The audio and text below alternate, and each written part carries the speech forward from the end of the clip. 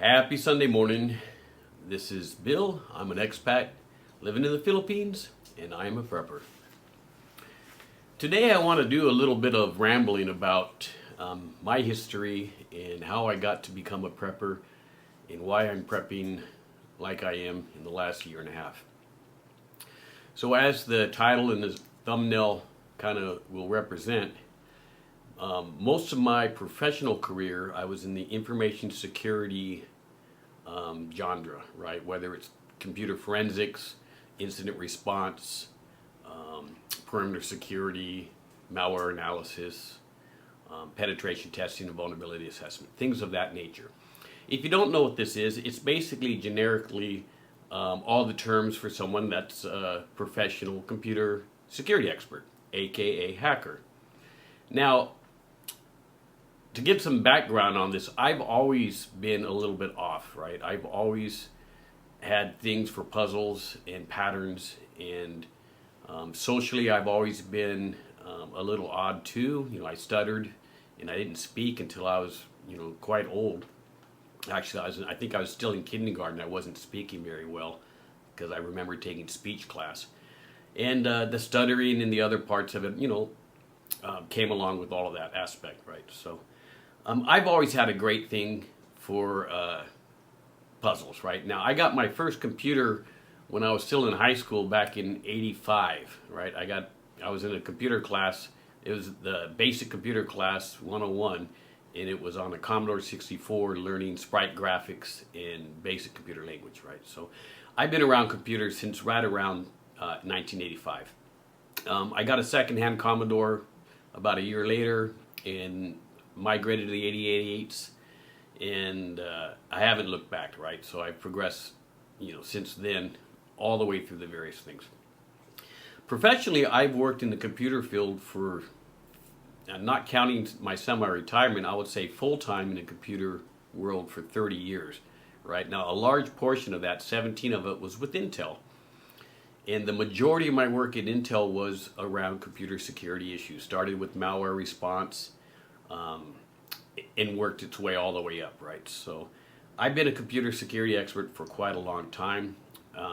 Socially, I was involved with, shout out to my 916 crew, the Network Ninjas, and Defcon and Blackhat and rootcon and, a whole bunch of conferences around the world, right? I traveled to the UK, I traveled to Germany, I traveled all over doing information security conferences as well as the actual work I did day to day.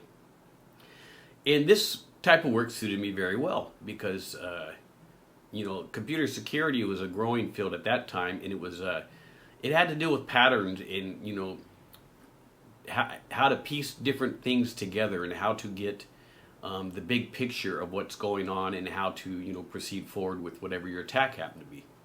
So I did really well in computer security. And I still have a company where I pick up gig work, and I still make money. When I feel like the gig is right and the timing's right, I still pick up some gig work, and I still do this actively, right? So I'm still involved in computer security today. I wouldn't call myself a hacker anymore because the last 10 years I've kind of focused on just vulnerability assessment and pen testing, as that's the stuff I like to do, right? I like to break into things. But I haven't kept my advanced skills up to par, so I really can't do any more of the advanced stuff that I used to be able to do just because, I'm mid-50s and I just don't want to study that much. I don't want to work that hard anymore. I'm semi-retired. But in the last couple of years, I've been really heavy into the news, right? So I've been paying attention to what's going on globally with climate. And again, I'll stress this again. The planet does what the planet does, and humans just have to deal with it. But climate is changing, right? The droughts we're seeing right now are historic in our times. They're definitely not historic in the times of this planet. But it's definitely an issue we have to watch for. The conflicts around the world, whether it's Sub-Saharan Sudan, whether it's India, China, whether it's China, Taiwan, Russia, Ukraine, the conflicts have always been there since documented history. But with the potential of nuclear war and the economic effects of these conflicts on today's lifestyle, it's gotten me thinking a lot of the different patterns I'm seeing. Natural disasters are a thing that, have picked up since our documented history, right? So Volcanic activity has been around since pre-dinosaurs, and volcanic stuff is happening today in the Philippines where I live. So my eyes are watching this stuff closely, right? So the migration from a hacker is just a different mindset and a different skill set and trait that goes on in my head, right? So I analyze patterns, I analyze sequences, I guess the probability of outcomes and how things fork and how things will come out, and I try to evaluate. Do I think that we're in trouble? Honestly, I kind of do. I don't know if it's going to be World War III in that impact, but again, we've always had wars and we've always recovered. The only odd thing about this is now the capability of nukes, right? So if it was a conventional war, I'm out in the middle of nowhere, Philippines, you guys have at it.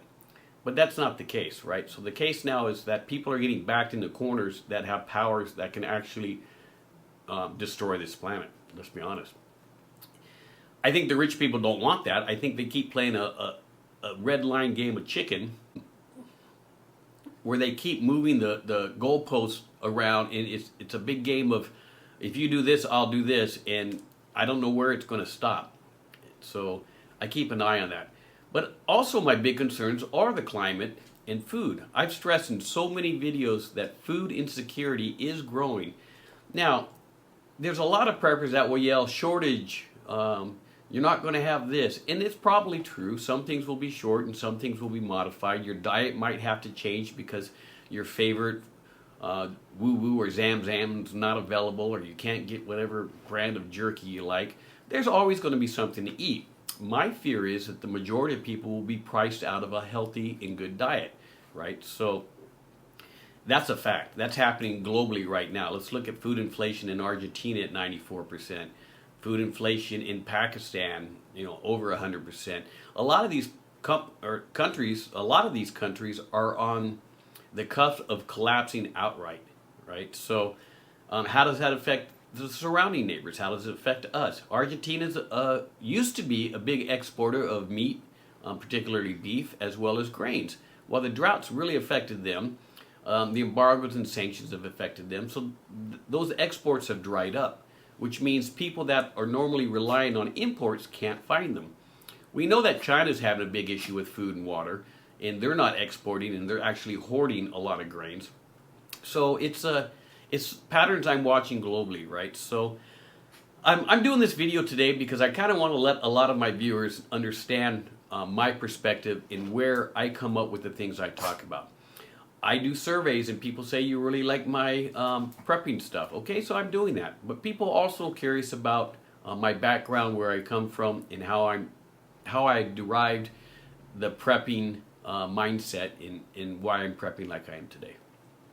Now, this is more of a rambling video. I kind of quit doing Sunday lives for a while because I'd rather do a Sunday video that has longer legs, and it's more free flow of what's on my mind without the distraction of comments and things like that. Eventually, I might get back into doing lives. I'll do a survey and see if people like those or not. But if you're following my channel, and a lot of you do, and I do appreciate every single one of you guys, I'm trying to do a couple different things with my channel. I'm literally monetizing this week, which is something I didn't think I would be able to do for a while, and I'm happy about that. But this is just prepping for my future financially, right? 5 years from now, this might be an income if the world exists, which I think it will. So just to kind of end this video, I just want to thank everyone that follows along. If you're still watching by now, it shows that you really appreciate my ramblings and my thoughts. And drop some comments down below. I really thrive on comments. It lets me know what direction to take this channel. And it also helps my mind know that I'm talking about things that are important to other people. I'm still flattered and humbled that people even pay attention to what I have to say. Again, I'm antisocial and stutter, and I've had issues all my life communicating. So it's kind of interesting that I have a YouTube channel. So, and that's it. So, as the thumbnail states, I just wanted to point out, I was a hacker, I'm still a hacker, but now I'm a prepper. The two things aren't separate, they kind of combine, and I'm telling you, it's the same mindset. So with that, you guys stay safe, and you guys have a good week. Thank you.